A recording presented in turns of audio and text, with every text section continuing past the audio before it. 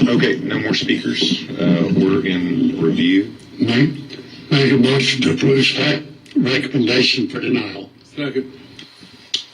Any comments before we take the vote?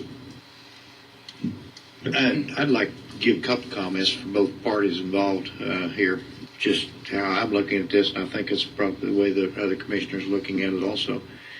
Mr. Francisco, it appears to be you may be damaged in some amount for 800 yards of concrete or gravel, but you've still got two good residential lots that you could sell or build houses on and sell.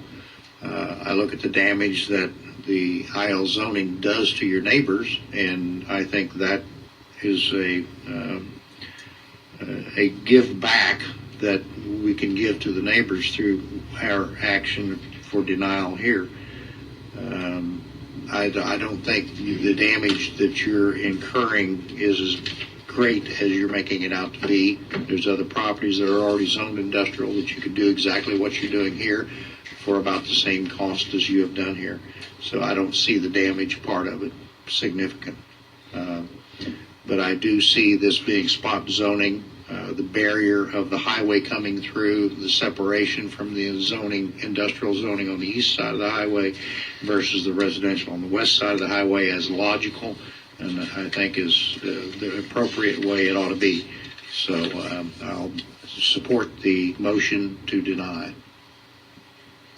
Commissioner Fretz.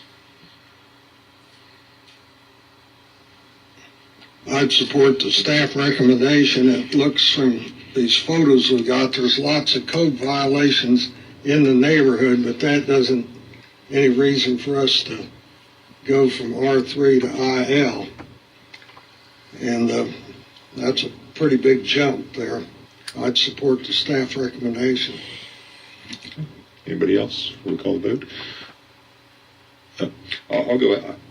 I think I was leaning actually toward Mr. Francisco's argument last time, but I think that now that we have the Gilcrease Expressway map, I think, as Commissioner Dick said, I mean, it makes it clear there is a boundary there that separates residential from commercial. You know, one of the things that I was relying on my looking at the events last time was actually that Vision 2000 land use map in which you know, you've got the industrial park with in the low density area. You've actually got the industrial concrete or trucking facility in this development sensitive area. You've got other businesses there, but I think that since now you have where the Gilcrease Expressway is going to be, I think that's for my vote anyway. That's a game changer. So, are we sure that's where it's going to be? All right. And when you said imminent, what's imminent?